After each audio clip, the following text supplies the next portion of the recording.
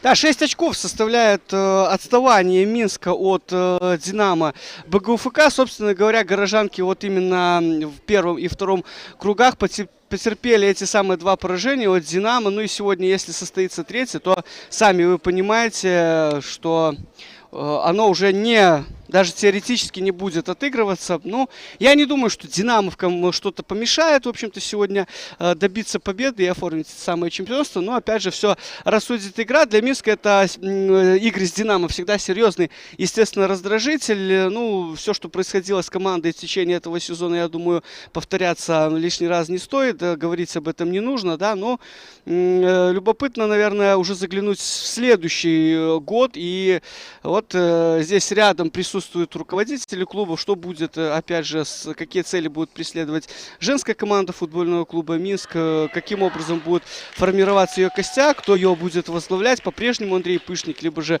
с этим специалистом распрощаются. Ну, в общем, я думаю, что все ответы, скорее всего, мы к зиме, ближе там, может быть, к февралю, к концу января узнаем. Итак, «Динамо».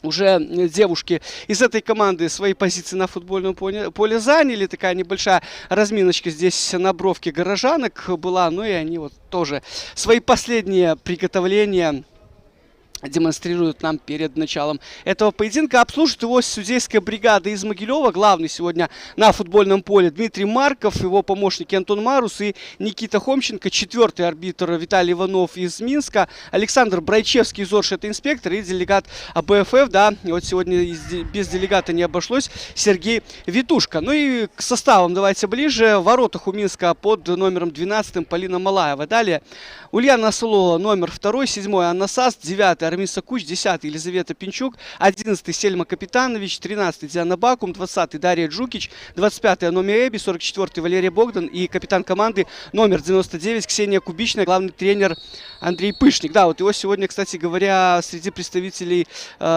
нет в протоколе. Ну, возможно, какие-то прегрешения у него есть. Если честно, ничего о них не знаю. Екатерина Уласевич, вот она как раз-таки с мячом сейчас в руках. Это вратарь на сегодняшний поединок «Динамо» БГУФК. Влания Дабда, номер 6, Инзанов и коллег 7, Татьяна Маркушевская 9, 11 Юлия Дубин, Анастасия Новикова, номер 15, это капитан «Динамо». 20-й Виктория Казакевич, 22-й Анна Пилипенко, Ромалепия Эстер, 25-й, 88-й Надежда Сисей, номер 99 Анастасия Линик. Да, видели мы сейчас первое нарушение правил в этом матче, и Ксения Кубичная забрасывает вертикаль туда в направлении Дианы Бакум.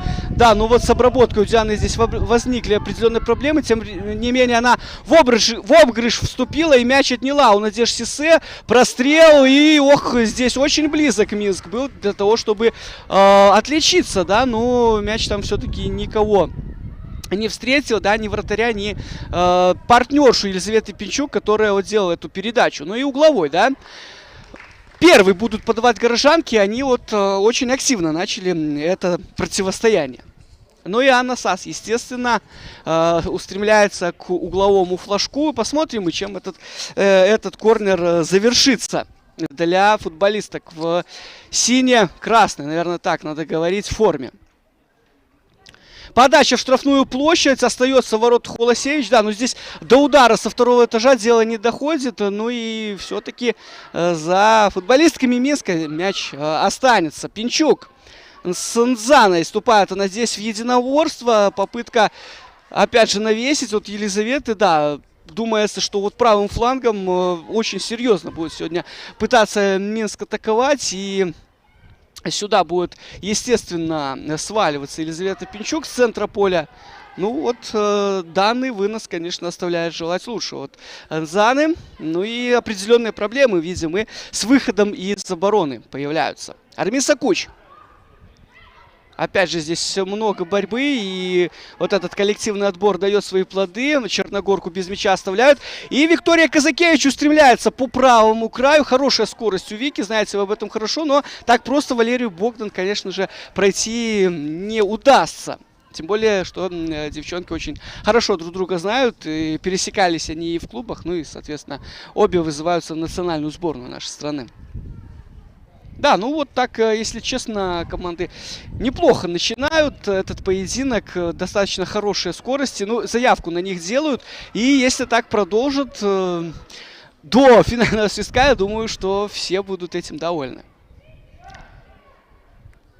Да, любопытно, сегодня в воротах Полина Малаева, ну и, в общем-то, больше вратарей на этот поединок не заявлено. Любопытно, почему. Есть Инна Ботиновская, Мария Жеманакова. Но на официальном сайте, в общем-то, еще вчера никаких заявлений по поводу расставаний с футболистками не было. Ну вот сегодня, да, в запасе никого нет. Нарушение правил. На газоне оказывается Надежда Сисен. Ну и Полина Малаева здесь, естественно, сразу же устремляется к своей штанге, дабы выстроить стенку. Ну, я знаю, что серьезно может пробить. И Нзана, вот она как раз-таки схватила этот мяч и так указала, да, единолично. И никто ей, наверное, прикословить не возжелал, даже Анастасия Линик, что именно футболистка под 7-м номером выполнит этот штрафной удар. Ну, тем более, удобно ей это делать с левой ноги. Увидим, что сейчас получится. Навесная передача. Ну и Ульяна Асаула там первая была на мяче. Подхватывают бело-синие. Мяч на подборе. Ну и вот до последнего, да, работает Селма Капитанович с Нзаной Фекалет. И африканка ничего лучше не придумала, как мяч адресовать Екатерине Уласевич. Да, прошлый поединок в воротах с Зоркой БДУ. Вот 4-0 там встреча завершилась. В пользу Динамо БГУФК провела Наталья Мунтяну. Ну, соответственно, сегодня очередь россиянки. Остается мяч за бело-синими. И быстро бросает мяч вперед на Юлию Дубень. Виктория Казакевич.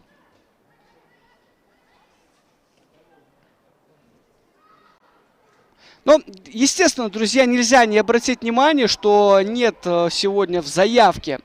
Также, я имею в виду сейчас уже Динамо, Карины Ольховик и Анастасии Шлопаковой. Ну, я думаю, что девушки болеют. И поэтому сегодня вот их на футбольном поле мы не видим.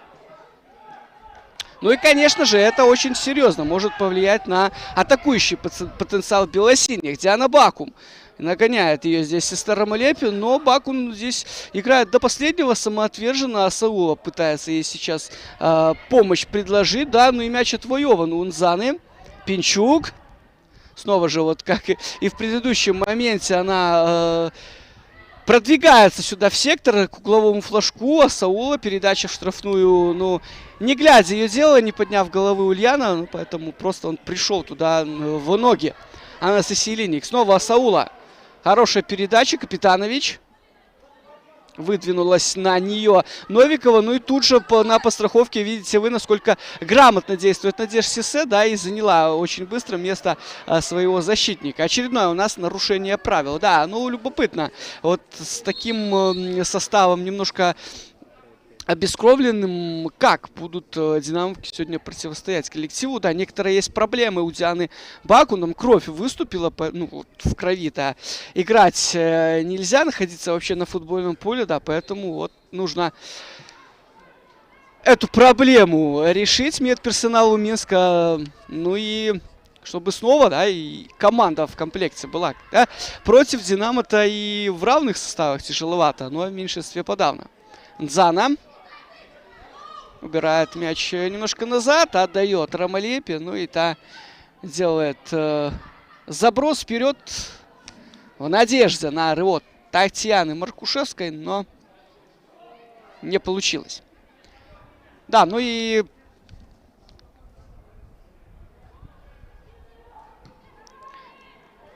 судя по всему, сегодня вот Татьяна как раз-таки без Ольховик. Ну и также нет Валюк. Опять же, нужно на это обратить внимание. Попытается сыграть на позиции центр-форварда, но для нее это не ново. Как мы помним, в Зорке она также не единожды, не в одном сезоне, а вот пыталась забивать, ну и не без успеха-то это дело, собственно говоря. Надежда Сесе назад в Улане Дабда. Она отбыла дисквалификацию, не принимала участие в матче с Зоркой БДУ, но вот сегодня в строю по-прежнему. Но с этой ролью неплохо справилась Надежда Сесе. Опять же, 0 сзади. И помните вы, хороший момент был у Яны Бенкевич, когда там, ну, по-настоящему команду выручила Наталья Мунтян. Ну, собственно, ну, на больше это Зорка БДУ, нежели на один гол, ну, которого в итоге не казалось, не наиграла.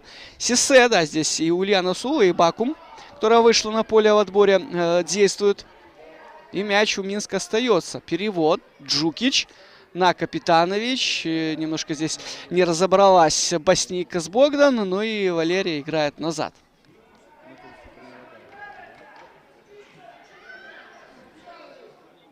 Дзана. Вступает сейчас камерунка в борьбу, и мяч отнимает у Ульяны Усаулы. Продвигается в своем излюбленном стиле к лицевой, выпускает мяч из рук Малаева. Но вот до удара все-таки дело здесь не доходит. Подача от Казакевич, борьба, ну и выходит из ворот Малаева, и мяч накрывает.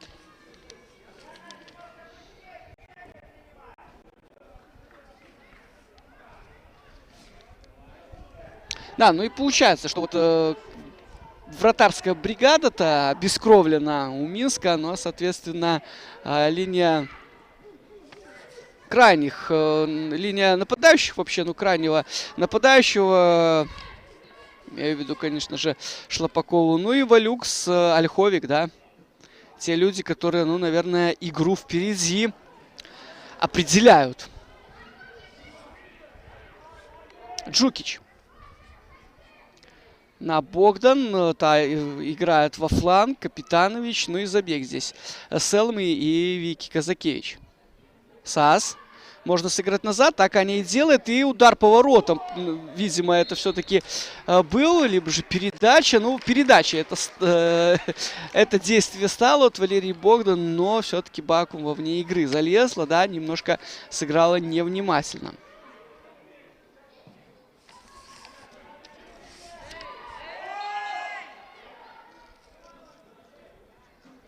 Ну и помните вы, друзья, сколь интересной выдалась встреча по счету, естественно, второго круга. 3-2 там уже на падающем флажке на стадионе Трактор динамовки победили. Но уже позже, в августе, на стадионе Динамо в финале Кубка Беларуси 5-0, уверенная победа. Вот как раз-таки состоялся этот поединок сразу перед Лигой Чемпионов. Там динамовками встреча с Бобручанкой, помните, вы, переносилась. Ну, ничего не дало, к сожалению. Это уже в Еврокубках победа была одержана лишь во втором матче, который уже ничего не решал над Валийским.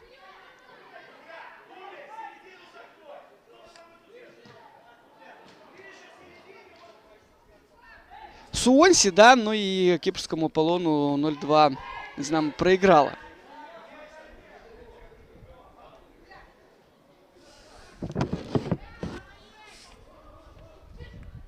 Зана вбрасывает на Маркушевскую, Эстер.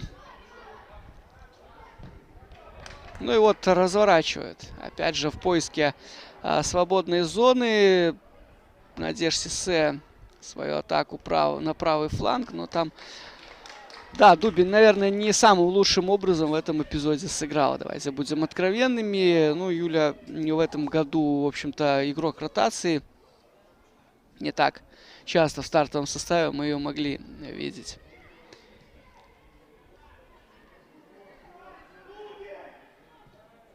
Но, да, в такой ситуации, когда очень мало игроков, вот взглянул я на запасных футболисток Динамо БГУФК. Среди них, ну, 2 вратаря. При этом, я так понимаю, что Елизавета Сивко заявлена как полевая футболистка. У нее обычно номер 63.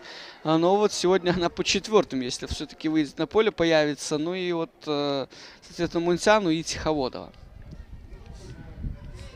САС. Нарушает сейчас Анна Прайла и Казакевич. Перевод не очень точный. Прерывает его Диана Баку, Масаула.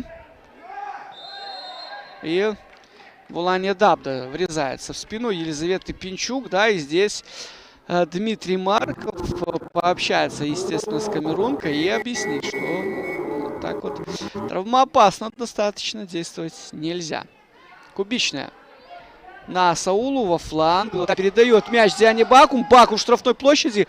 Прострел. Ну, мяч попадает в грамотно выбравшую позицию Дабду. Ну, а здесь уже не по правилам сыграла Пинчук на Анне Пилипенко. Да. Я думаю, что Дмитрий Марков помнит Елизавету по Могилеву. Он из Могилева. Она тоже воспитанница могилевского футбола. Лосевич на Казакевич и потеря. Богдан вступил в борьбу.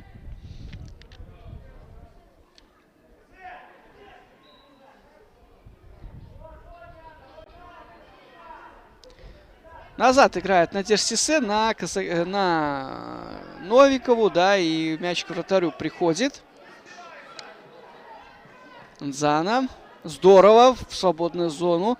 Здесь была Пилипенко. И снова продолжение развития атаки по флангу. Теперь мяч уже в центре. Пилипенко, свободная зона. Дубень. Выход 1 на 1. И Дубень забивает на 15-й минуте первый гол. Ну и радости Юрия Малеева нет предела. Да, очень, конечно, здорово все было сделано. Ну и где там Лера Богдан была в этом моменте? Вот... Немножко там несогласованные действия, да, сейчас Лера руки в сторону разводит, ну, здесь явно позиционная ошибка. На повторе вы этот момент еще раз вот увидите, я думаю, обязательно.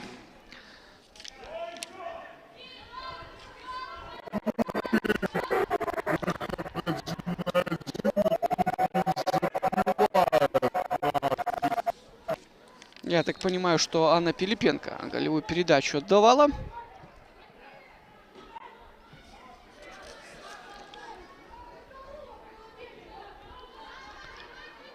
Ну да, так активно-то, в принципе, горожанки, надо говорить, начали поединок. Но вот получается, что все-таки вот в первую четверть часа умудрились пропустить. Юлия Дубин, еще раз скажу, автором этого забитого гола стала.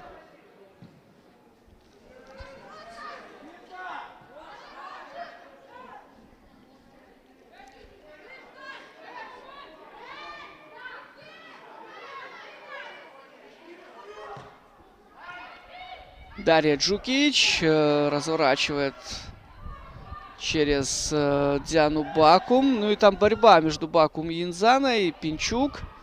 Нужно, конечно, обострять Елизавете. Ну и просто мяч в руки. Да, размялась немножко, наверное, уже успевшая там чуть-чуть, наверное, подмерзнуть, да, Уласевич. И далеко вперед Екатерина мяч отправляет за центр поля. Эбби здорово играет головой. Мяч берут под контроль горожанки. Кубичная она Пинчук и Джукич. Опять же этот заброс на Диану Бакум.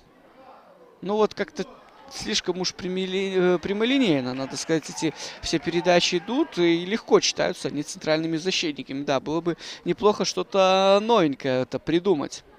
САС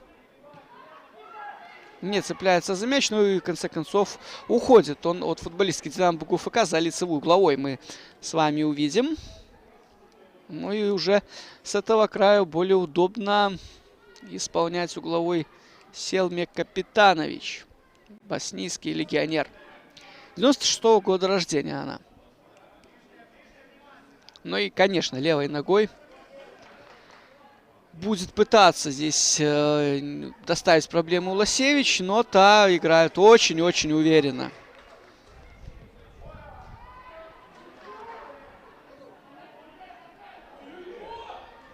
Но я так понимаю, да, что, видимо, ковид все-таки накрыл девушек и Андрея Пышника. Но у нас об этом обычно не говорят вслух, поэтому мы можем здесь только догадки строить, почему вот столько людей сегодня вне игры.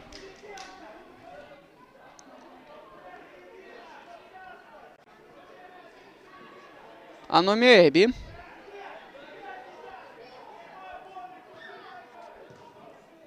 И делает на передачу в направлении Армисы Куч. Назад она играет на САС. Забегание от Леры Богдан. Борьба. Ну и Ромалепита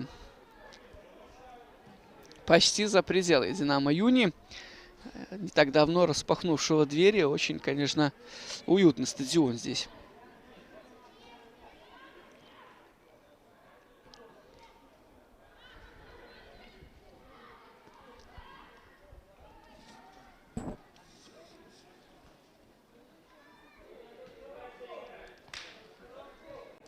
Казакевич на Линник. И Линник...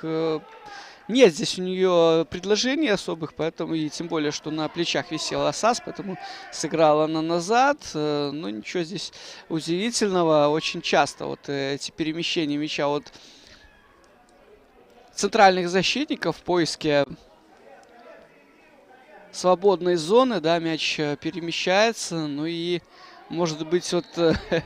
Хорошо там на своем YouTube-канале, кстати говоря, вот Труба футбол, который называется, Виталий Трубила, наш бывший, ну, в прошлом футболист, будем так говорить, белорусский, очень хорошо сказал в своем последнем выпуске, да, что все хотят, конечно же, там искрометного футбола, доставки мяча вперед побыстрее, и никто не понимает, для чего все это делается. Ну, я имею в виду, конечно же, точнее, он имел в виду, там, не... специалистов, скорее, там, наверное, из болельщиков среды людей. Ну, на самом деле, конечно, даже вот комментатору очень тяжело за этими вот перемещениями мяча бесконечными. Дабда, Казакевич, там, не Пилипенко, а Новикова и так далее. Но все это не зря, как мы понимаем. Но в этом есть серьезный смысл. Эбби вступила в борьбу, с ней Анастасия Линник.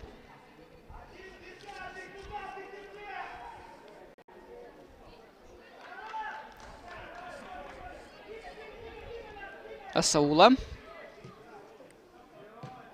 прерывает эту передачу. Нзана. Да, конечно, насколько реактивна она и мобильна, это ее взрывная скорость, безусловно, очень хорошее приобретение.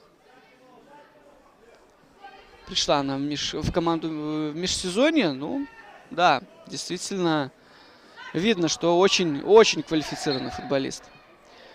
Подталкивала спину сейчас Маркушевскую кубичная. Штрафной удар. Тем временем у нас уже очень скоро экватор первой половины. Ну и пока что вот на 15-й минуте этот гол, который провела Юлия Дубин, остается единственным. Увидим мы сейчас, как справиться со своей задачей Нзан Фекалет. Надо сказать, очень плохо это сделала САС. Богдан. Ну и забрасывает. Она, мяч там все-таки уходит, да. Никак к нему не успела бы Селма Капитанович.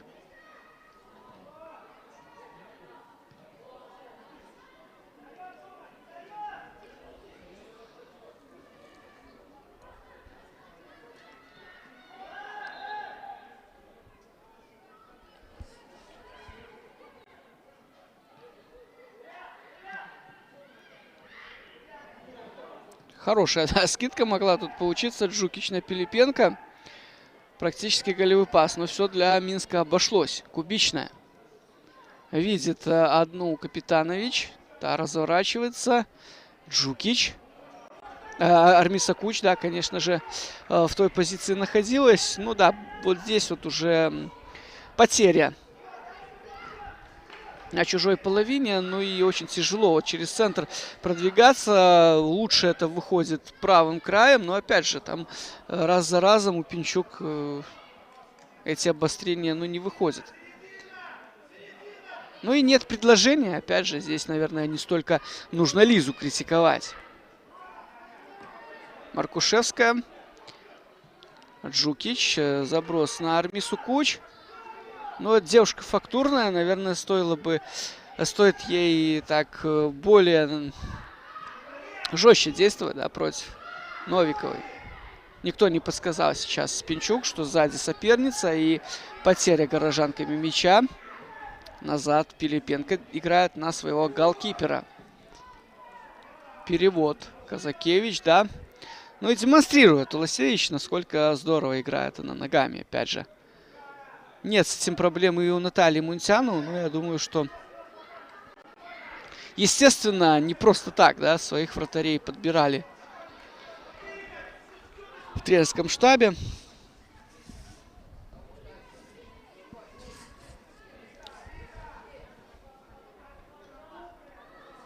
Линик идет вперед, поднимает голову. Там Дзана на левом краю была. Ну и у Линик тоже здесь не получилось. Джукич, да, подкараулил ее ошибку Маркушевская. И снова отбор. Очень удачный. Бакум. Вперед. Ну и что, убежит сейчас от Новиковой Армиса Куч. Это Черногорка. Она-то за свою сборную забивает. Недавно, насколько я помню, тоже это сделала. Сейчас штрафной обходит Надежда Сесен. Ну да, и угловой заработала. Да, здорово, конечно, сыграла. Естественно, аплодисменты не зря. Ее адрес сейчас прозвучали так. Прошелестели на Динамо Юни.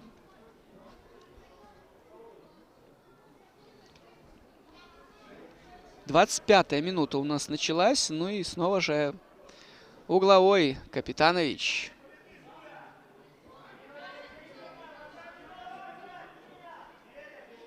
Исполняет. Подача. Уласевич мяч, да, на мгновение выпустила из рук. Ну и быстро его ввела, да, и пришел он к Эстер Ромалепета, поднимает руку, дескать, вот сыграла-то Асаула рукой, но все Дмитрий Марков здорово видел. Кубичная, снова Асаула. Заброс вперед. Дабда. Нарушила правила, на ней, я так подозреваю, Диана Бакум, да? Это была. Поэтому штрафной.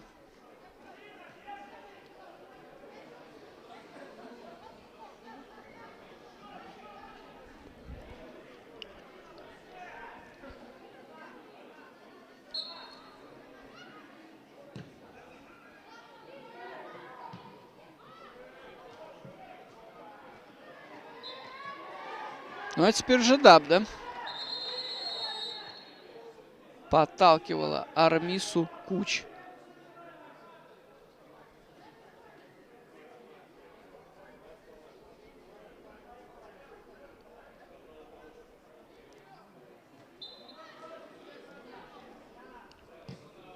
Заброс от Кубичной вперед.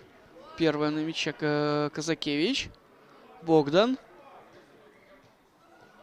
Богдан штрафной, но Эстер Ромалепи здесь. Ну и уже САС нарушила правила, да, и думается, что... Да, желтая карточка первая предъявлена, а не САС.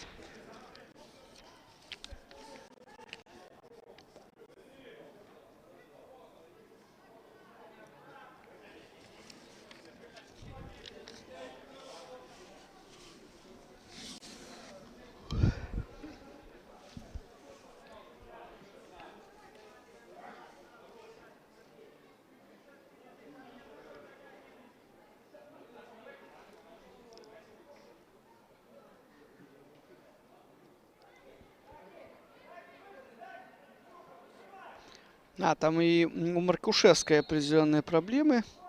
Есть заморозочка, пошла в ход, но встречу можно продолжать. Новикова заброс. Дубель поборолась со Саулой в воздухе.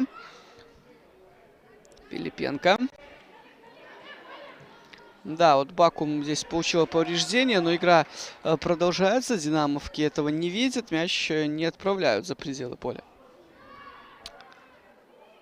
Но Бакум вроде бы как поднимается. Может она играть дальше.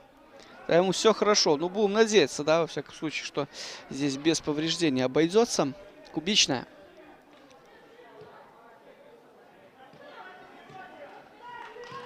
Ошибается Саула.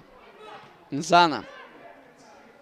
Идет продвижение вперед. Просит Линик. Да, мяч получает. Но и опять же двигалась на поперек поля, поскольку, ну, не было возможности продвинуться вперед к воротам Малаевой. Нзана. Да у нее, собственно говоря, тоже. Так, за линией мяча сейчас все, кроме Армисы Куч. Вот, опять же, любопытно. Насколько в обороне пытается компактно Минск играть. Но вот один раз не получилось-то уже это сделать. Казакевич. Маркушевская. Пилипенко.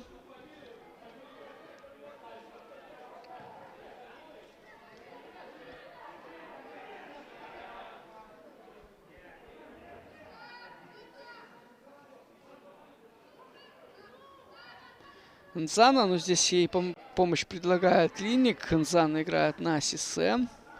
Дабда. Новикова. И снова Надежда Сисе с мячом. Да, ну вот что-то похожее мы уже видели сегодня. А Саула здесь здорово играет, да. Ну вот...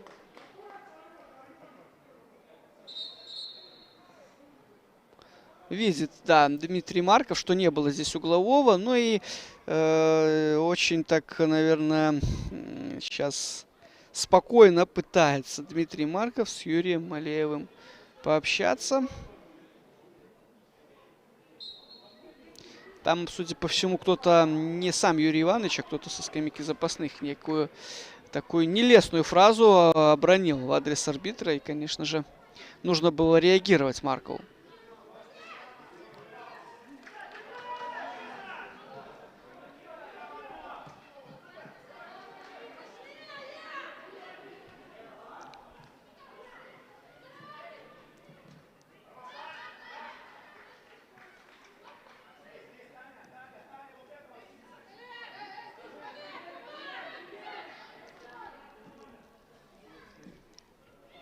Саула, ну что, дождемся мы от Ульяны. Она сегодня очень, кстати говоря, очень здорово-то действует в подыгрыше. Ждемся ли мы от нее, может быть, и голевой передачи. Но пока что вот там Селма Капитанович на острие. А Куч, видите, где оказалась на позиции правого полузащитника. Прострел от Армисы. САС. Ее удар блокируется. Маркушевская. Ну и динамовки быстро отходят на свои позиции назад. Богдан.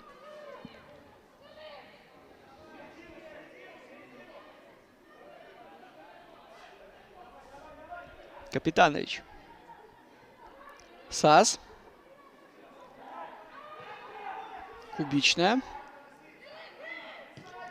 Заброс, но там Анастасия Новикова все здорово видела.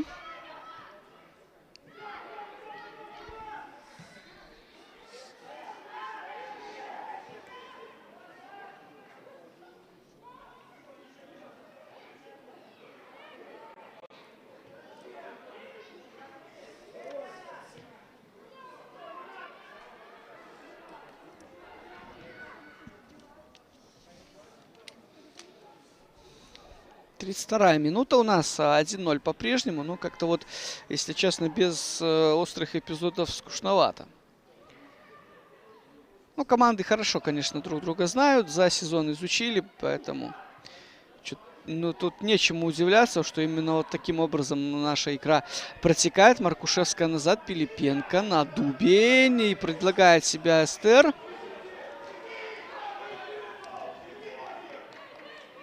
Ну да, вот такая сильная достаточно диагональ. Хоть и не прервала ее Ульяна Сас, но тем не менее даже для такой бегущей футболистки, как Эстер Ромалепи, это было чересчур. Нзана.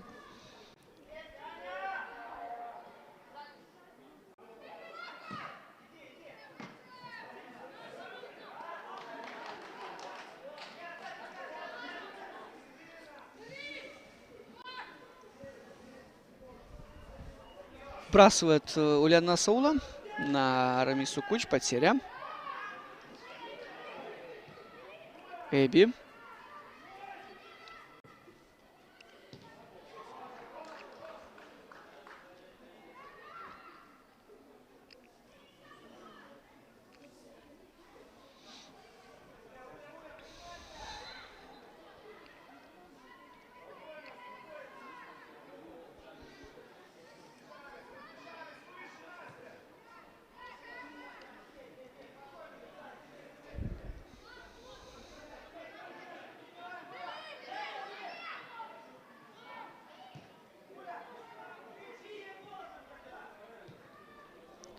Переводит Новикова на Дубин на правый край.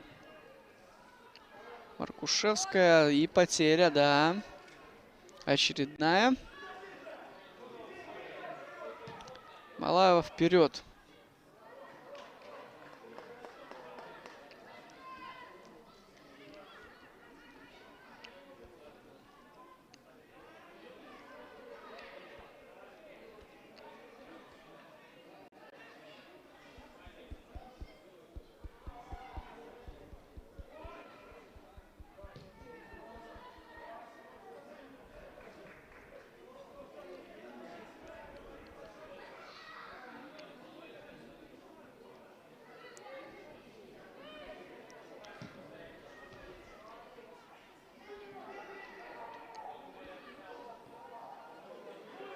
Да, больше сейчас, конечно, такого позиционной борьбы. И, да, футбола, конечно, маловато.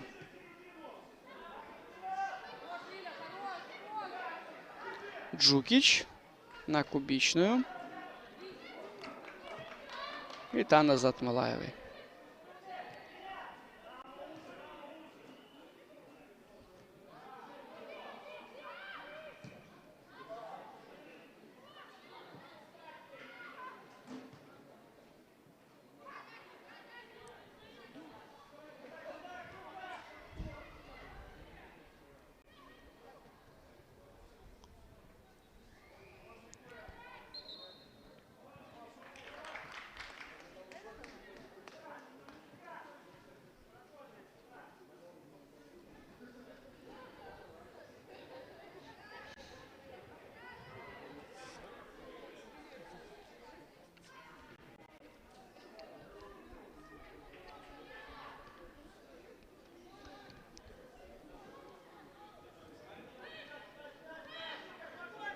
Кубичная, да, отправляет мяч вперед. Ну, опять же, вот эти все забросы так сваливается немножко Минск. Они не дают ничего. Здесь ошибка какая. Селма Капитанович. Удар по воротам, но ближний угол, да, мяч идет. Там ситуацию Власевич контролировала.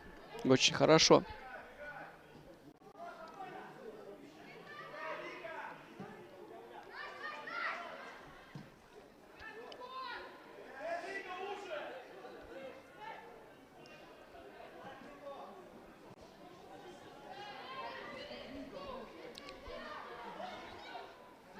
Асаула на Джукич. Богдан надо бить. Конечно же, из этой позиции, но очень долго мяч подрабатывала Валерия. Ну и, конечно, Новикова все это прекрасно читала и знала, да. Побыстрее бы, конечно, принимать эти все решения, но уж как получается.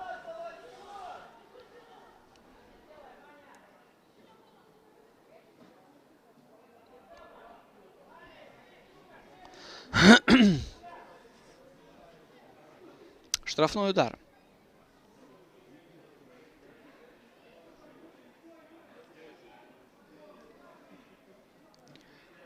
Ну, Кубичная, да, она может, конечно же, исполнить.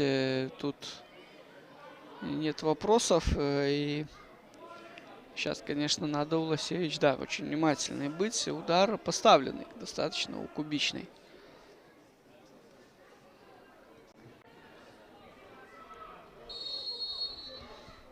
Можно бить. Нет, все-таки какой-то бездарный просто-таки розыгрыш с Елизаветой Пинчук, да. Но я не думаю, что даже и была готова к такой вот передаче. 2 мяча на поле, да, от него нужно от второго, я имею в виду, конечно же, нужно избавиться.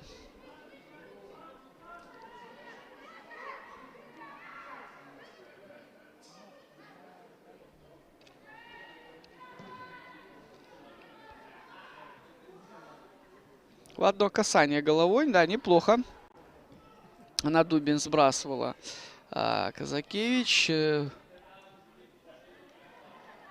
Ну и снова это все в борьбу, и снова потеря. На этот раз с динамовками.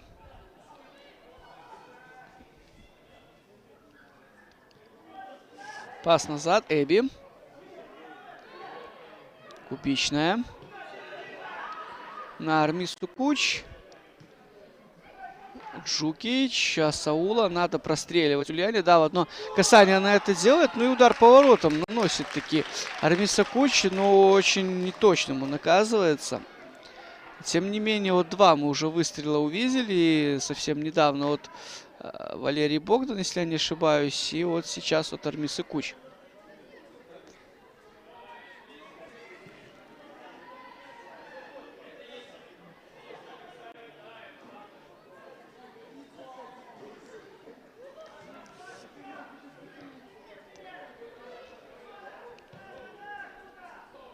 Заброс снова же на Черногорку.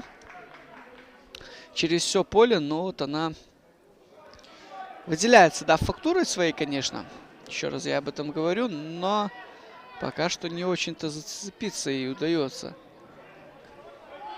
Проходит Асаулу Ромалепе, срезает угол. Вся во внимании Полина Малаева. Прострел и близка была, да, Маркушевская, но ее опередила-то Эбби. Не позволила ворота поразить во второй раз. Угловой. 30. Да, уже 40-я у нас минута. И не так много-то остается до окончания.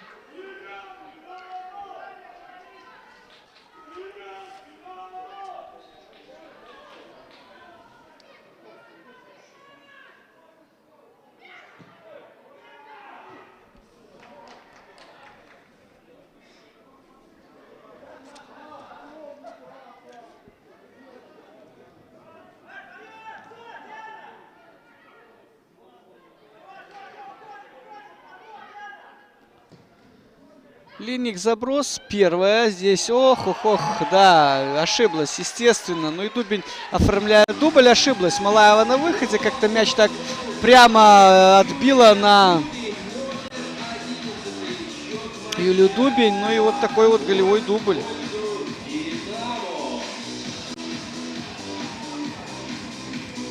Ну я вот так сейчас задумался, да, что сейчас отделяет Динамо от чемпионского титула второго. Наверное, вот, ну, оставшиеся здесь чуть более 50 минут.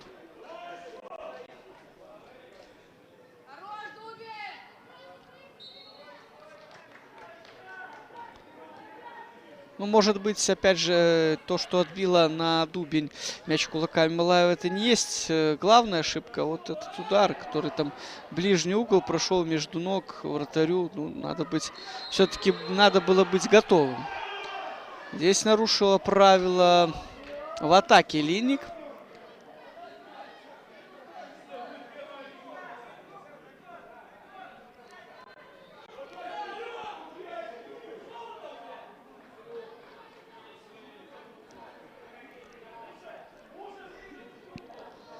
Кубичная вперед, забрасывает мяч. Кучу борьбу выиграла. Но тут Бакум, да, нарушала. Опять же, правило в атаке. Вот такой вот размен такими вот фолами.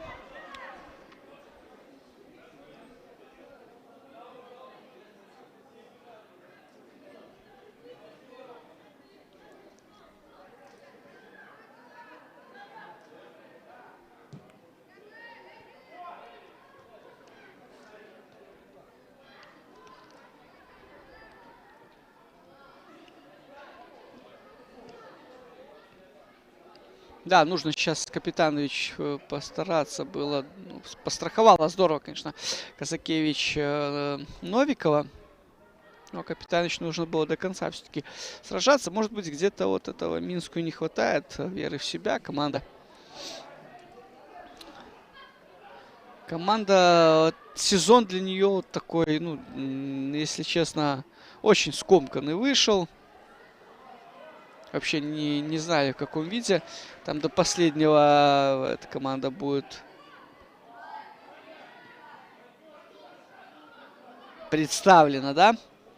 Ну и опять же, все эти пертурбации, которые происходили в футбольном клубе Минск, тоже непосредственным образом отразились на женщинах.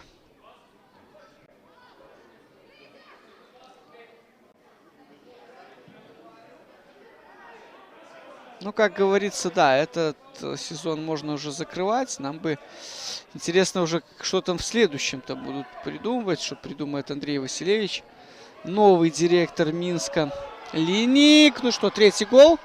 Нет, на этот раз обошлось. Но угловой будет. На 44-й минуте. И давайте обратим внимание на Виталия Иванова. Это главный помощник арбитра. И главный, единственный, да, на бровке. Нзана, заброс. Да, и команду сейчас, я так понимаю, от гола спасла Валерия Богдан. Мяч вынесла головой с линии ворот Саула. Нет подбора за Минском, а зато первая Нзана. И Джукич здесь правило нарушила.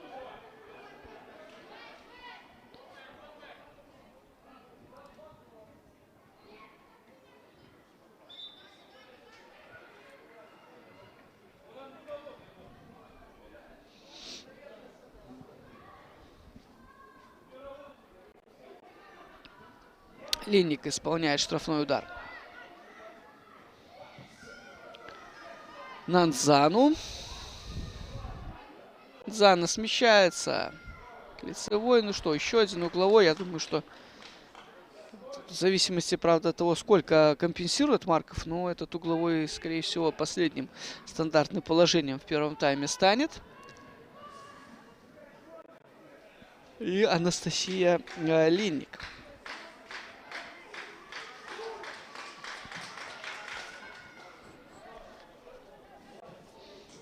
Нет, не последним, как мы понимаем. Но вот предыдущий угловой, опять же, на 40-й минуте стал полным, наверное, фиаско для горожанок. Нзана. Ну и 1 минута будет. Удар по воротам. Ну и что? Дубин хитрик. Да, все-таки забивает еще один мяч. На 45-й минуте вот такой вот хитрик от Дубин в первом тайме. Ну, называется очень здорово. Да, вынуждена она заменила в основном составе Анастасию Шлопакову. Ну и отлично вписалась, в общем-то, в эту игру.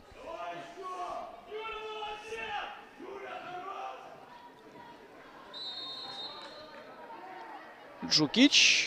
Да, нужно, наверное, ну вот плохо, да, что для Минска плохо, что так вот прям-таки 2 мяча практически в раздевалку зашло. На 40-й, я напомню, на 45-й минуте вот 2 и 3 голы Дубин провела. Ну и, наверное, уже надо говорить, что Динамо эту игру закрывает. Кубичная. Ну, можно засчитать это за попытку пробить этот куч. Ну и все, на этом первый тайм завершен, друзья. Услышимся минут через 12.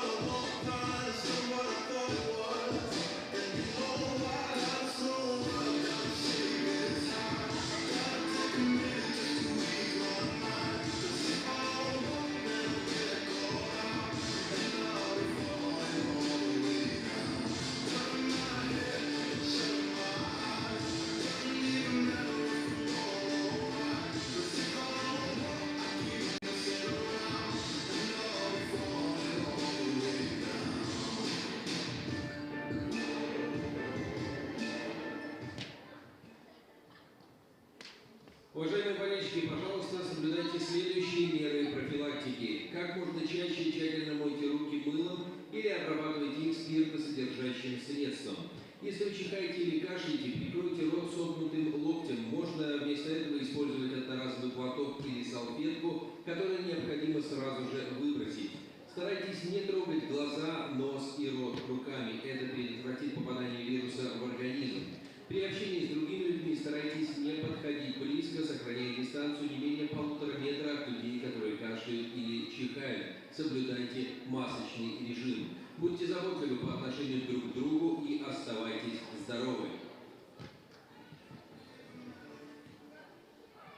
Ну а партнерами и спонсорами Минского «Динамо» являются компании Белтелеком, Минспромстрой, Мостра Групп, Тут и Там Логистик, Ауди, сервисный центр Вид М, Минский молочный завод номер 1, Белмедпрепараты, информационный партнер Авторадио.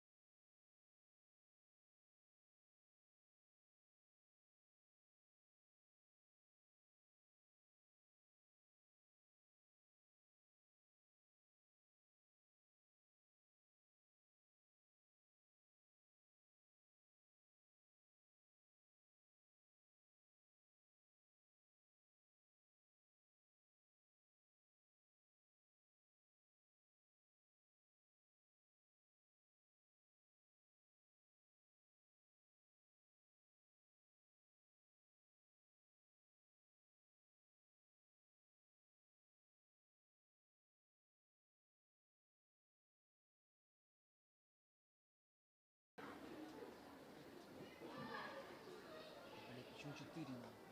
Заебало.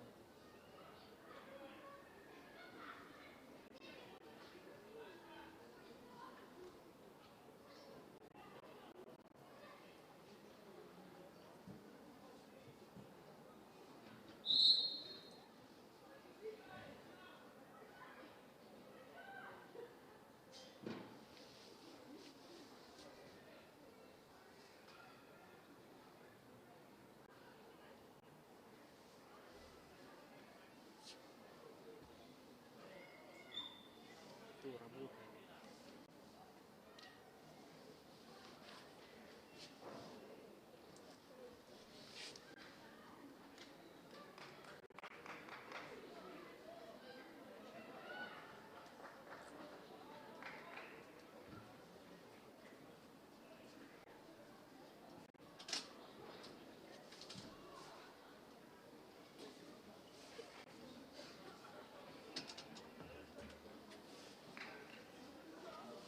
В составе футбольного клуба «Минск» замены поле покинула Ульяна Асаун, игравшая под вторым номером. В игру вступила Анна Красикова, номер 33. Поле покинула Диана Бакум, номер 13. В игру вступила Суровцева, номер 16. Наушники.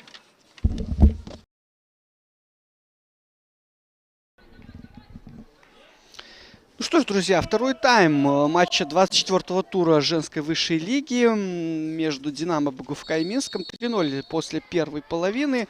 И все три мяча эти провела Юлия Дубин на 15-й, 40-й и 45-й минутах. Две замены у нас в перерыве произвел штаб Ну, сегодня Денис Пышник, наверное, главный в технической зоне.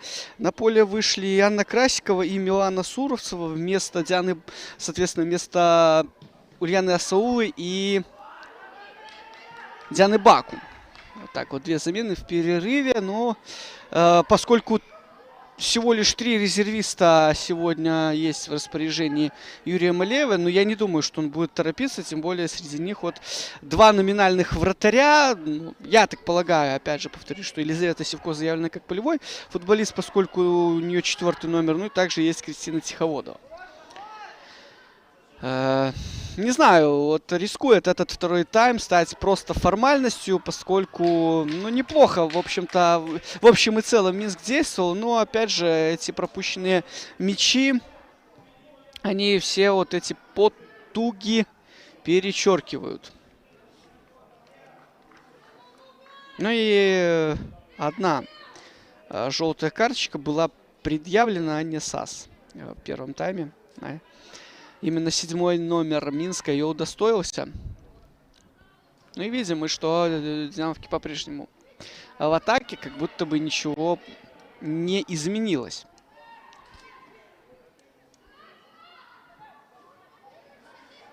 Нзана делает передачу назад на своего вратаря.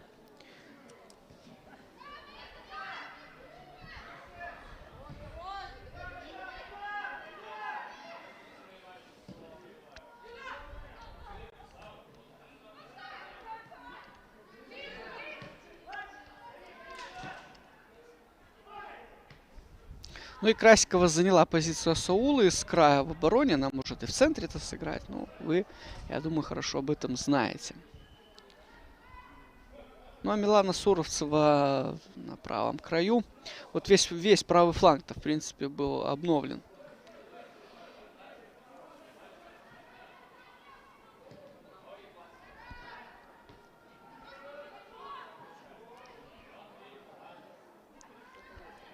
Дабда спокойно действует и разворачивает. Налево. Там Дзана, Ромалепе. Снова Дзана, есть переднее пространство. Да, ну можно было, конечно, сейчас камерунке продвигаться вперед и не делать вот эту лишнюю передачу. Ну, она лишней стала, поскольку слишком с ней поторопилась, я бы так сказал, африканка, и поэтому мяч. И, соответственно, инициатива, но ненадолго перешла к минчанкам. Горожанкам, если быть точным. Ну, я думаю, что постараются они, конечно, еще хотя бы гол провести. И для Армисы Кучета, опять же, ну, она таким командам, в принципе, для этого сюда и приглашалась, чтобы таким командам забивать, как Минск, да, не Брестскому Динамо, там, из сборной Гомельской области. Ну вот, показывают сейчас всем легионерам, почему фунт лиха.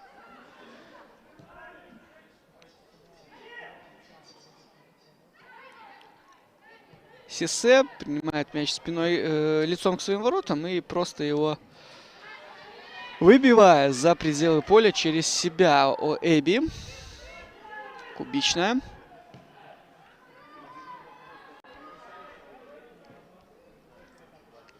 Красикова на Суровцеву.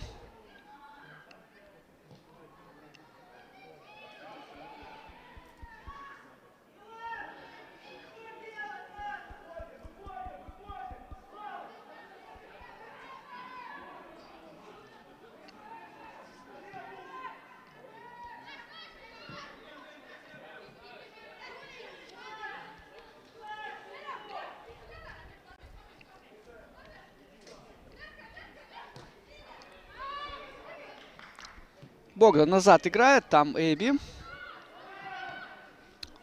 И тут же, да, в отбор с Джукич вступают две футболистки и заваливают Черногорку. Сейчас сделает там Надежда Сисе.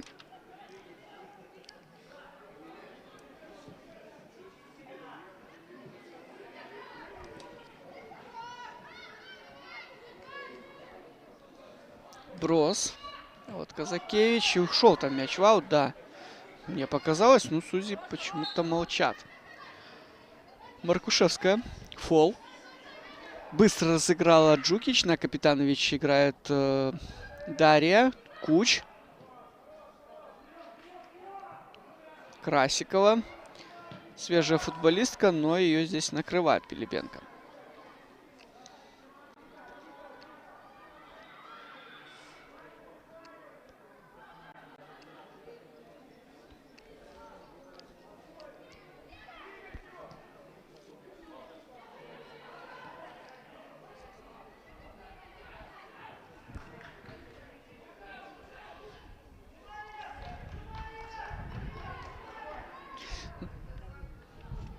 Друзья, подписывайтесь на соцсети «Женский футбол Беларуси», Инстаграм, ТикТок, Телеграм, ВКонтакте. Нам будет приятно. Ну и жизнь, насколько это возможно, женского футбола в Беларуси освещается там. Армиса Куч.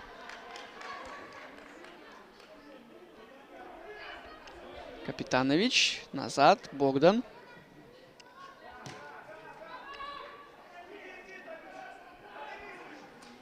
Малаева.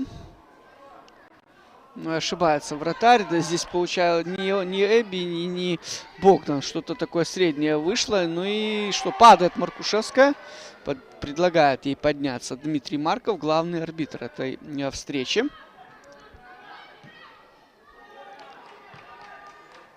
Ну, какой-то такой хаос даже, можно сказать. Мяч не держится совершенно у горожанок. Ну, они этими не славились-то и в первом тайме. Сейчас что-то совсем как-то слабо себя проявляют в контроле.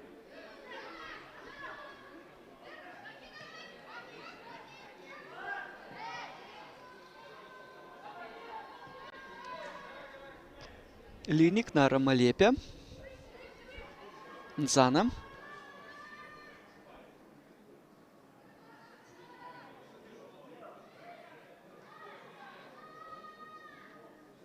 За на штрафной, но там слишком много. Надо было футболисток уже Минска, надо было все-таки с мячом раньше расстаться. Но хорошо тут сидя, да, все так советовать. Футболистские поединки называется «Выйди сам, покажи». Ну, мы для этого, наверное, комментаторы и призваны.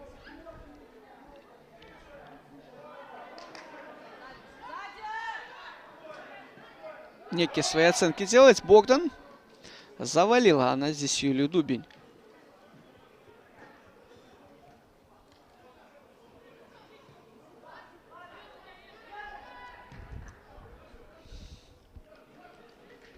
Табда. Надеждися.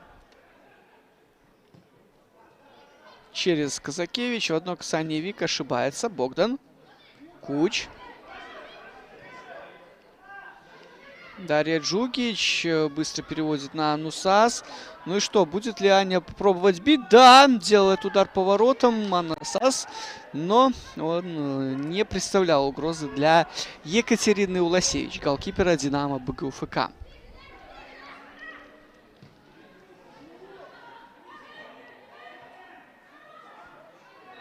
Немножко наступила Богдан сейчас на ногу Дубень, но ничего, Юля, автор хитрика, я напомню, сможет дальше играть. Может быть, Сина Покер сегодня зайдет, кто его знает. Ромалепе поднимает руку Дубень, но да, вряд ли до нее там Эстер добила бы.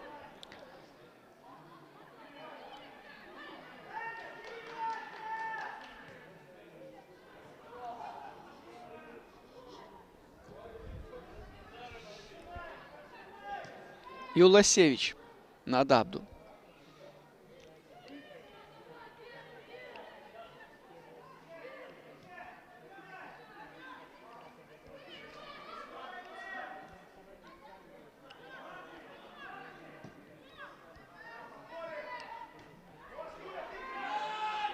Дубень. Хорошая передача на Ромалепе, но там должна была, да, первая все-таки успевать. Красикова. Выбивает мяч вперед. Малаева. Ну и снова же потери. Да, совсем мяч у Минска, конечно, не держится.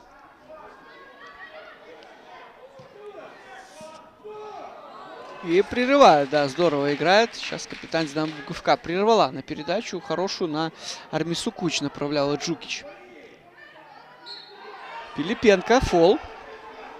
Штрафной удар.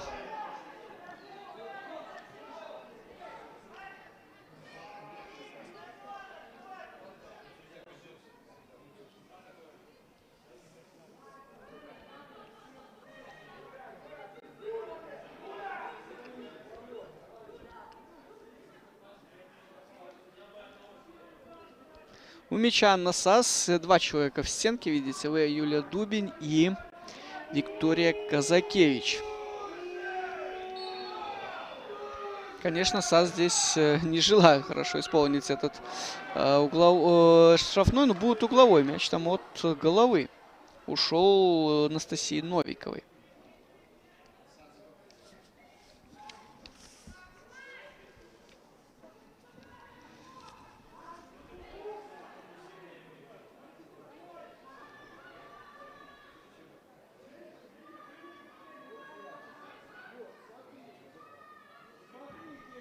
Подача вышла из ворот Уласевич, да, и ошиблась-то она на выходе, но мяч все-таки не попал. Не попал в створ. Да, хороший был момент размочить счет у Минска. Дубень.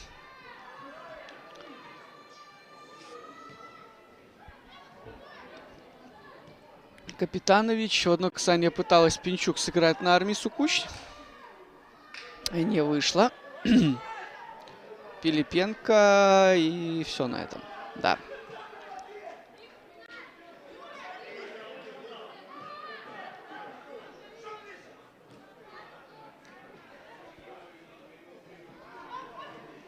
Дубень.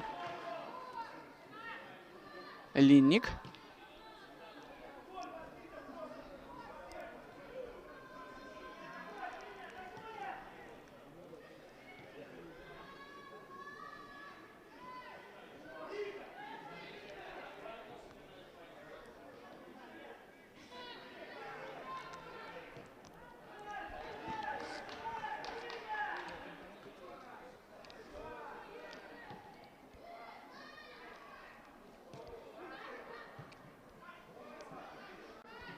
В одно касание Казакевич, ну, тоже безадресно. Как-то, да, скучновато, если честно, во втором тайме. Есть некие всплески, но не более того.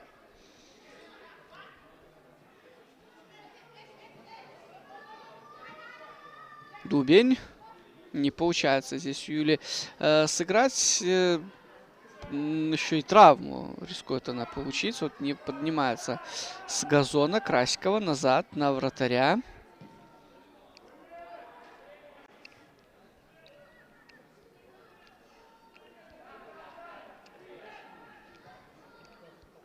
Находит Красикова Суровцеву. Суровцева продвигается вперед. И делает передачу на Елизавету Пинчук. Здоровская атака. Наклевывается у Минска, но положение вне игры. Да, ну забила. И желтую карточку, я думаю, получит сейчас Армиса Куч вот за то, что сделала. Да, ну свисток был. И, естественно, Черногорка слышала этот свисток. Поэтому зря она доиграла этот момент. Да, положение вне игры. И мяч отправлять в ворота не стоило.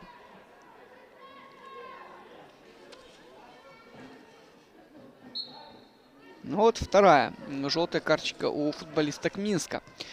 Вуланя Дабда.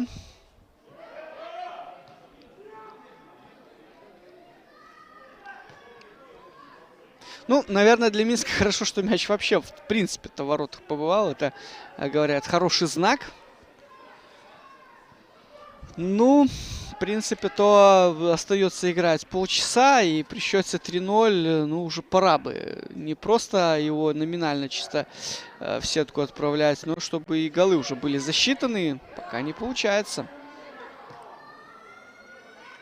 Богдан назад.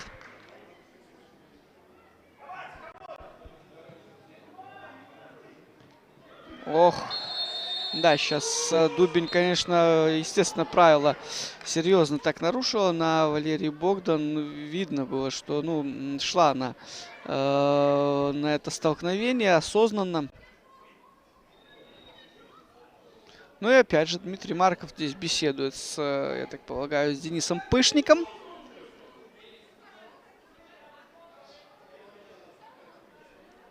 Ну, арбитр молодой. И, наверное, делает все по инструкции, так как нужно.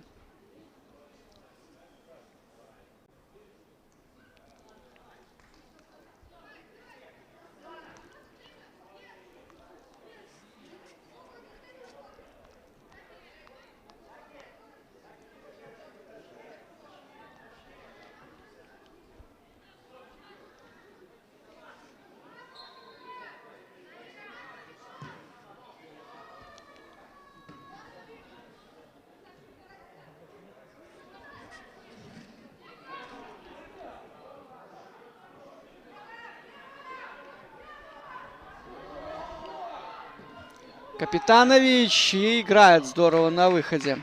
Катерина Уласевич. Еще и нарушены были правила на ней.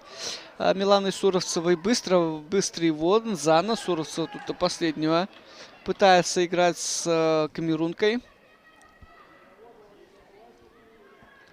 Готовится замена в составе Динамо БГУФК, и Кристина Тиховодова выйдет на футбольное поле. Пилипенко. Дубин ждет, пока Дубин здесь подключится. Да, Юлия это делает. Еще один заброс на Пилипенко. Джукич успела.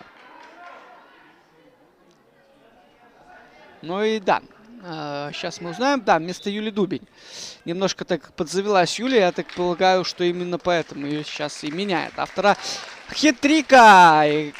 Эта девушка, скорее всего, приносит победу Динамо. Еще раз скажем, на 15-й, 40-й и 45-й минутах. Вот в первом тайме Юлия Дубень все 3 гола своей команды провела. Но особенно, конечно, надо отметить третий мяч. Он очень красивый и эффектный был. Вы не сможете его увидеть в видеообзоре, который будет на YouTube-канале Ассоциации Белорусской Федерации Футбола, ну и в соцсетях «Женский футбол Беларуси».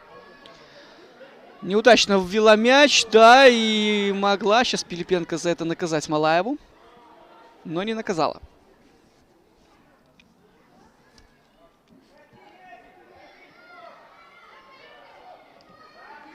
Эбина Богдан. С Лерой все в порядке. Она может играть дальше. Продолжать эту встречу. Линии. Удар поворотом. Ну, спокойно играет Малаева. Вводит мяч еще рукой на САС. Да, и тут же потеря.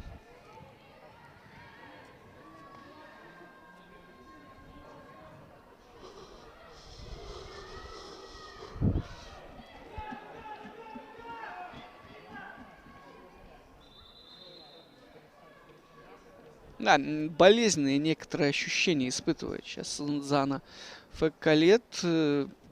Главное, чтобы не было там повреждения никакого, да, поскольку очень усечен состав сегодня у Динамо.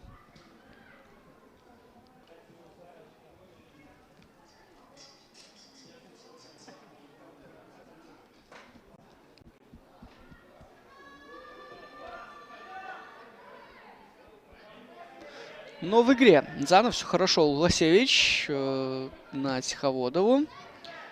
Свежая футболистка. И здорово она сейчас передает мяч Пилипенко, Тана Маркушевскую. Что будет делать Татьяна? Сейчас мы это увидим с вами. Джукич правила не нарушила. Мяч отняла в пределах их. Джукич. САС. Армиса Куч. Но немножко здесь, да, мяч все-таки вышел. Недопонимали друг друга Сельма Капитанович и Армиса Куч.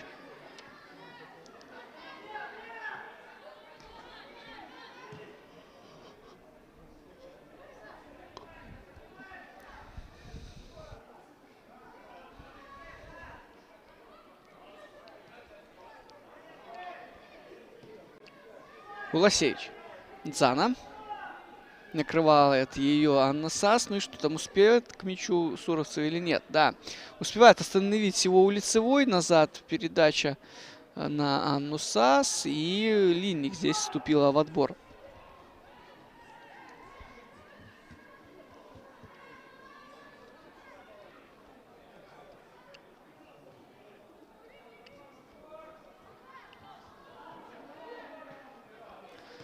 Табда зажигает на Динамо Юни свечу, несется, да, и здорово играет Тихоодова. Там, конечно, Богдан правила нарушал, и да, и желтую карточку и предъявит. Сейчас Дмитрий Марков, вот третий горчишник в составе Минска.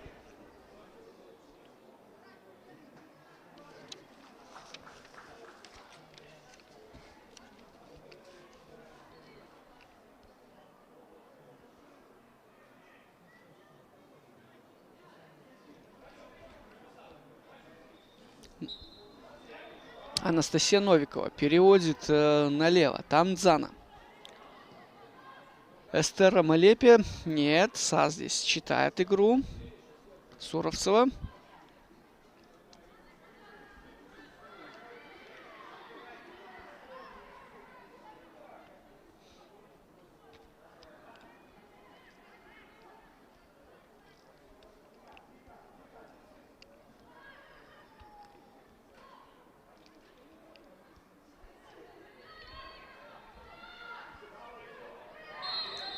Нарушает правила Надежды Сисен на Елизавете Пинчук. Да, и это уже его Рике. Желтая карточка.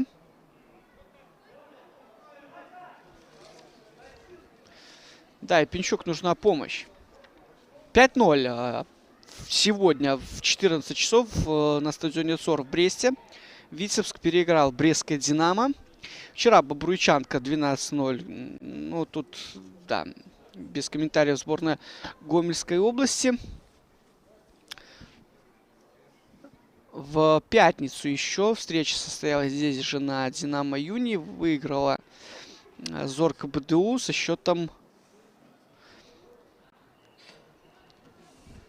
3-1 команду АБФФ У-19.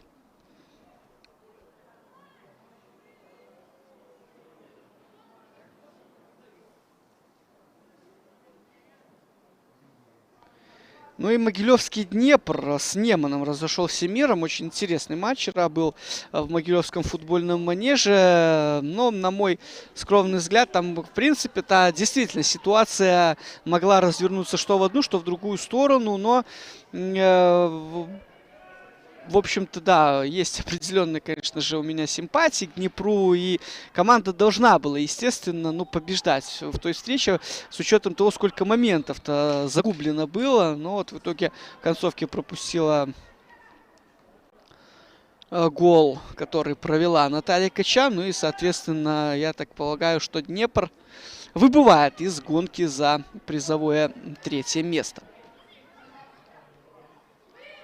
Впереди у нас еще, кроме ну, вот, сегодняшнего нашего поединка, еще состоятся 3 тура. Да, это 25, 26, 27. Ну и на этом чемпионат вот станет историей. Но вот борьба за третью позицию при этом, конечно же, очень интересный будет между Неманом и Зоркой БДУ. Будем следить.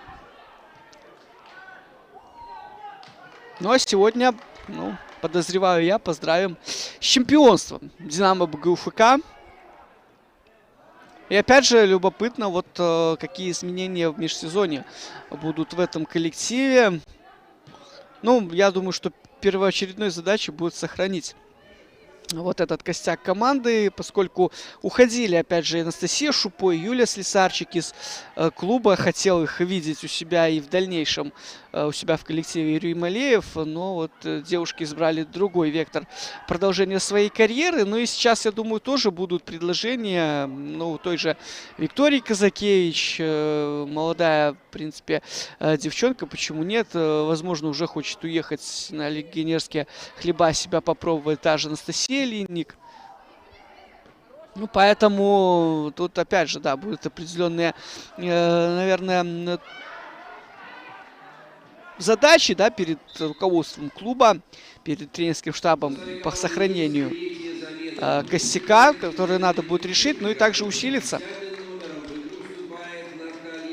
И Наталья Смыкович под 17 номером выходит на футбольное поле вместо Елизаветы Пинчук. Третья замена у нас произведена.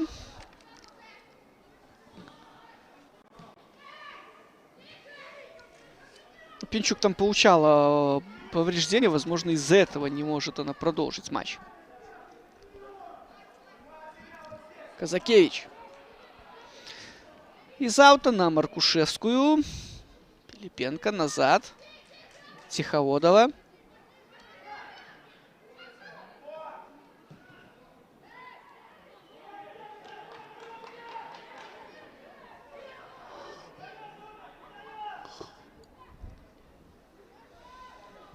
Линник. Да, у Смыкович прически очень часто так меняются по ходу сезона. Ну и вот сейчас она такой блондинкой стала. И ее, наверное, на поле будет полегче отличать. Вот она сейчас вроде бы как с мячом встретилась. Тут же его потеряла Пилипенко. Сисе.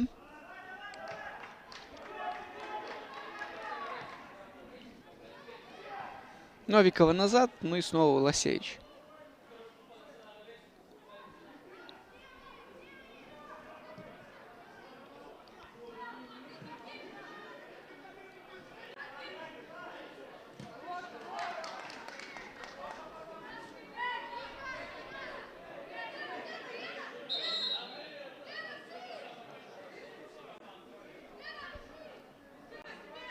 Богдан вбрасывает на Армису Куч.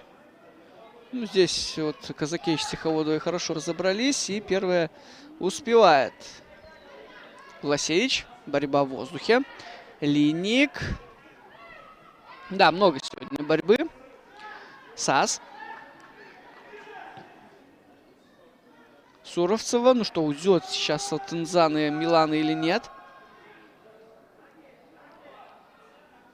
Очень тяжело ей, конечно, приходится.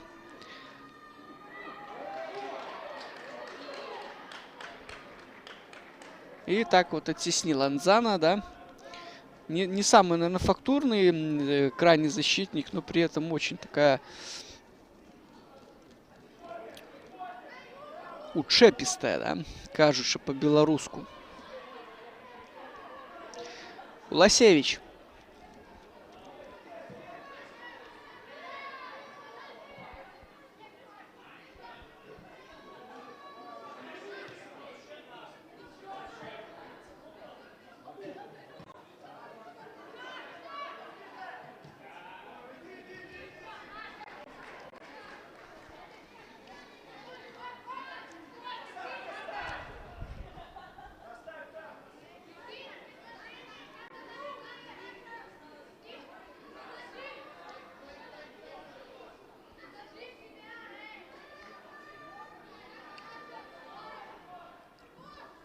Маркушевская.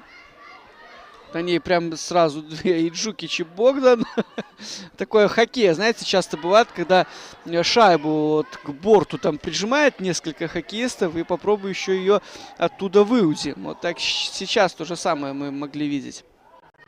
Смыкович. Нет, мячик Джукич приходит, и Куч здесь должна успеть. На широком своем шаге Армиса. Здесь перед ней Новикова. Смыкович. И удар по воротам. Навес это был, но вне игры все-таки была Милана Суровцева. Поэтому даже если бы мяч и попал в сетку, то не было бы защиты.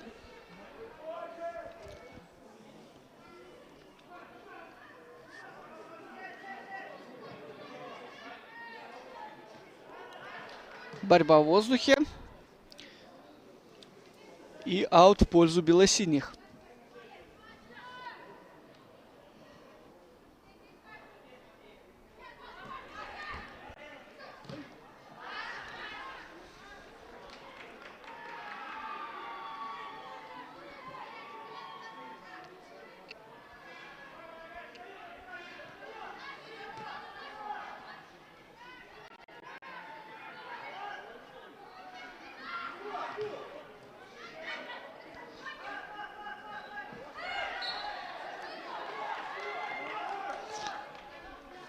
У нас уже было, в принципе, такое в чемпионате 2 года назад, когда футбольный клуб Минск возглавлял украинский специалист Владимир Рева, тогда вот команда все победы в чемпионате одержала. Ну вот идет к этому же достижению и Динамо БГУФК. Вот в прошлом сезоне в ничью в конце чемпионата с Неманом Динамо в Гродно сыграла, да, и вот это вот как раз-таки ничья не позволила таким стать, но абсолютно золотым коллективом, да, со всеми победами.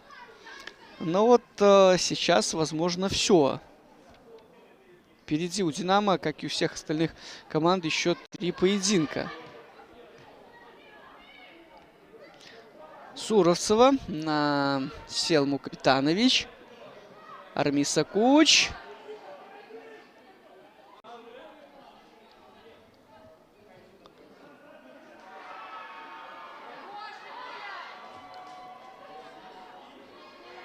Богдан вбрасывает на Милану Суровцеву.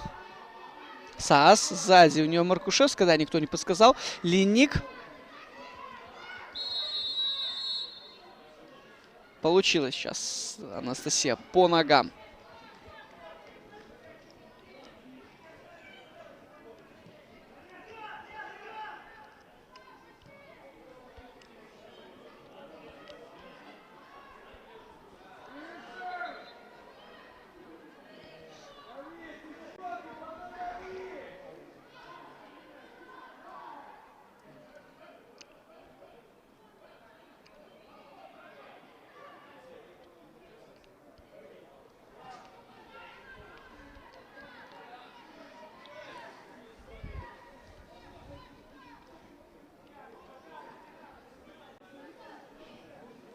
Лосевич.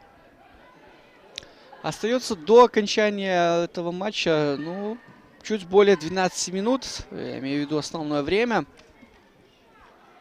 Пока что команды без голов обходятся. Обилие борьбы мы наблюдаем, но на самом деле, конечно, вот отсутствие и Гольховик, и Шлопаковой, оно сказывается. Да, там получает предупреждение кто-то из... Очень сложно рассмотреть, но я так полагаю, что кто-то из тренерского штаба. Но мне не рассмотреть на самом деле. Просто сделаем себе такую вот засечку небольшую. Казакевич. Линник.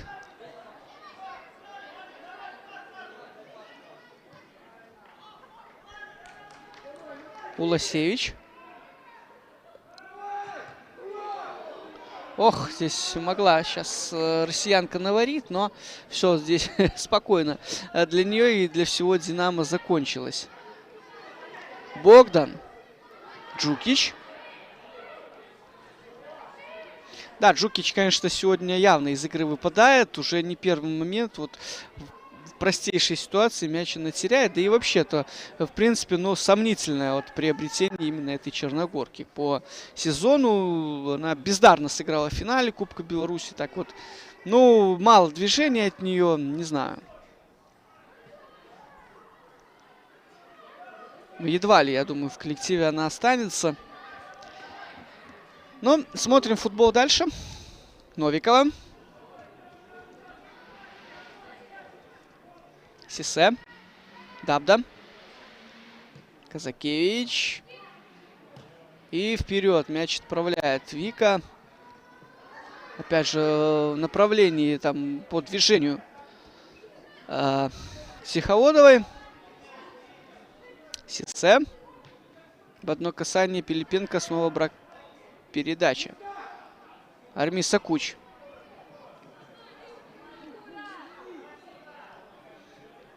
Шла в центр. Ну, можно дать этот пас на Красикову. Нет, Куч все-таки решается пробить. Не знаю, стоило ли. Там Красикова шла параллельным курсом. Можно было ее подключить, но нет.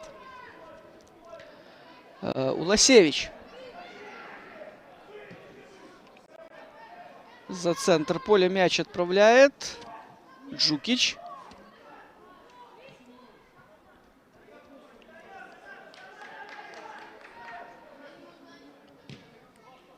Сисе. Ромалепе.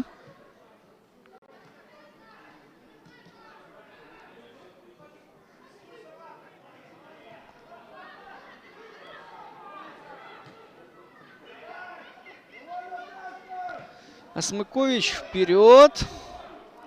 Ну и снова этот забег, да, в исполнении Вулани Дабды и Армисы.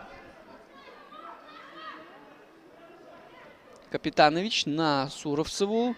Асмыкович. Ну вот два удара таких вот во втором тайме мы видели. Там САС прикладывалась и Куч не так давно. Ну такие удары, это, конечно же, семечки для Уласевич.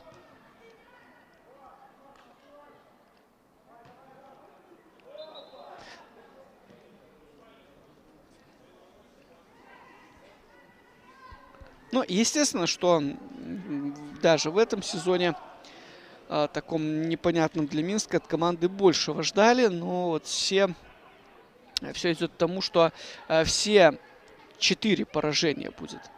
Ну, а с учетом Суперкубка и вовсе 5.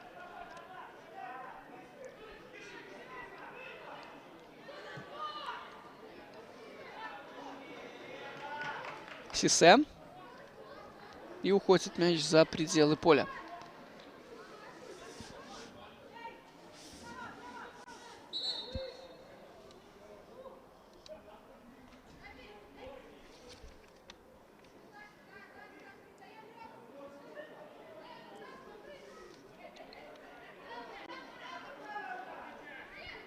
Ну вот, кстати говоря, Наталья Тамунсяну, имея хороший опыт выступления вот в линии нападения, можно было бы ее попробовать так поэкспериментировать. Но почему бы и нет, даже в таком матче, в общем-то, счет позволяет. Но едва ли Юрий Малеев на такое пойдет. На такие вот маленькие элементы шоу.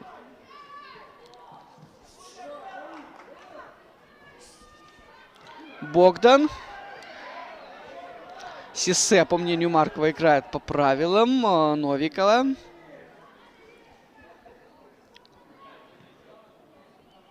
Нзана. Много сегодня Нзана, как и обычно, работает индивидуально, да, и это приносит плоды. Маркушевская падает, штрафной удар. И в непосредственной близости от линии штрафной будет мяч устанавливаться. Но помним, мы в первом тайме там Нзана делала подачу. Но мяч не так близко был установлен. И левой ногой было удобно именно Нзане играть. Тогда вот сейчас уже правой будет, естественно, кто бы еще это мог быть, Анастасия Линник.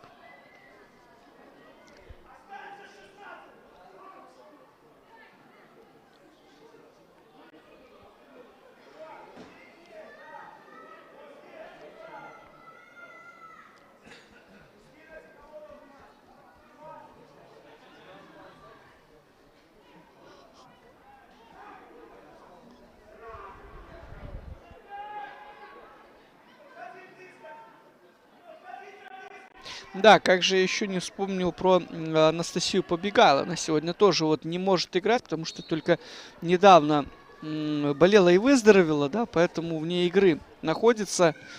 Удар по воротам, Линник забивает на 85-й минуте со штрафного. Ну, я полагаю, Динамо можно поздравлять с чемпионством.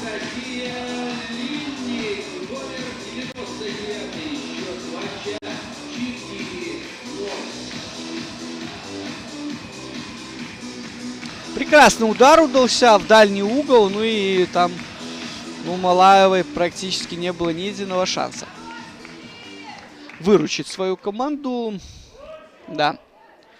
4-0.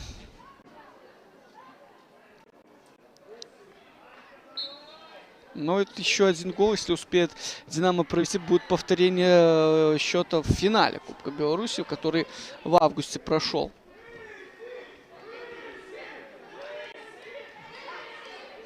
Еще одна замена будет Анна Бысик, футболистка 2005 года рождения. Да, вот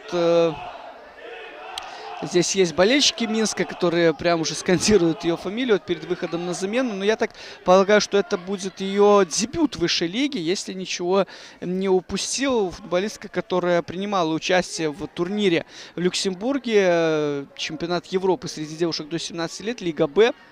И в составе команды Марины Лис она выступала. Ну и у нашей команды есть очень хороший шанс вот стать одной из лучших из тех, кто занял вторые места в своих группах и пройти в Лигу А. Про это мы точно узнаем, случится так или нет, в ноябре.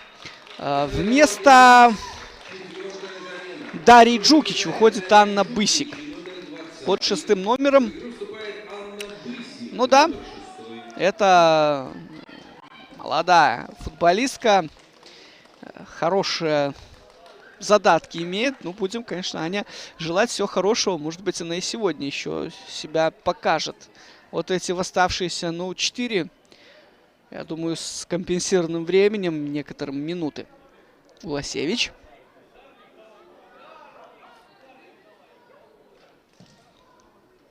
Перевод на Анзану. Тиховодова. Пилипенко. Ну и диагональный пас Цисе на Вику Казакевич.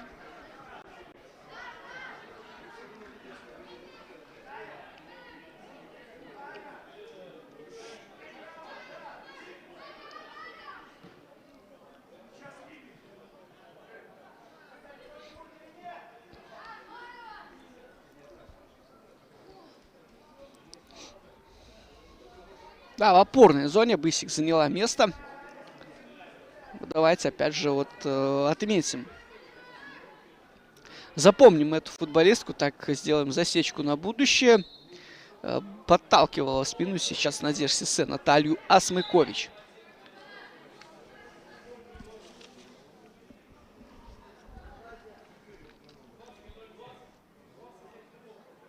Богдан.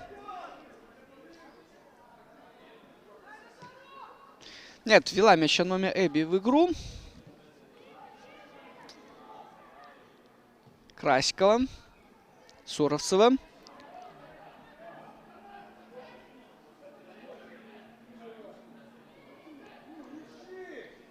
Делает передачу на Смыкович. Назад. Там Бысик с мячом встретился. Смыкович бьет, но это выше ворот. Да, вот тоже футболистка, которая на замену выходила. 89-я минута у нас на табло. 4-0.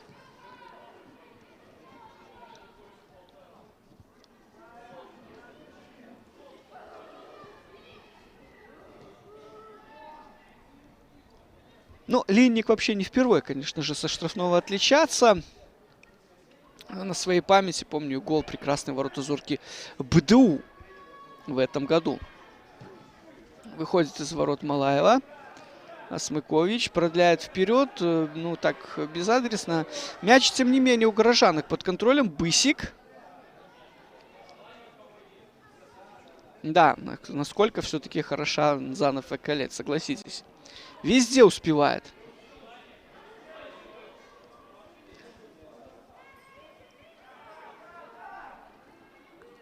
Кубичная. Бысик, САС.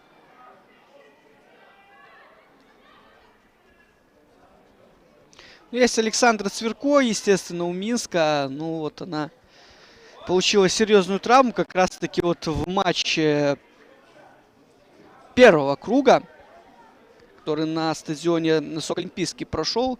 Тяжелая была травма. Ну и будем, конечно же, Александре здоровья желать. Тоже вот наша молодая звездочка. 2005 года она рождения. Богдан. Новикова и назад на Уласевич. Ну и ждем мы опять же Виталия Иванова с табло. Там 2 минуты, да, на нем я уже вижу. Вот столько еще мы посмотрим за этим поединком, в котором, конечно же, ну, в общем-то, все было ясно еще по первому тайму. К основному времени матча добавлено Сисе. минимум 2 минуты. Казакевич.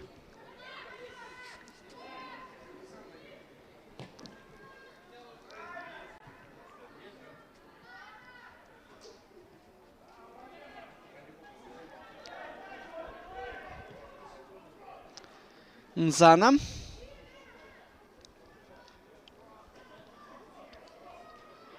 Месисе играет, ну и та переводит на Казакевич.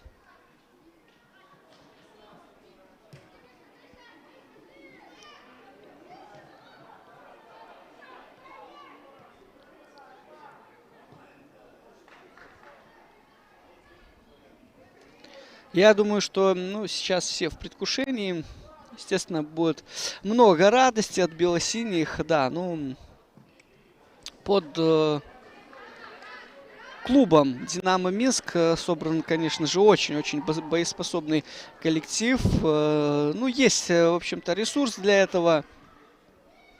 Потому здесь ничего удивительного. Ну и так вот у нас, опять же, столица, да, сконцентрирована очень-очень многое в женском футболе.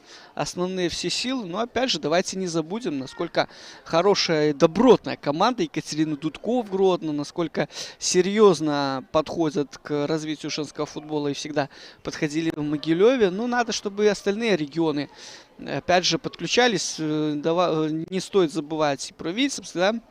Хорошее начинание. Команду создали при клубе в этом году. Ну и должен тот же Гомель, опять же, не обходиться вот этой самой галочкой, которая является, естественно, сборной Гомельской области. Ну что ж, поздравляем «Динамо» БГУФК.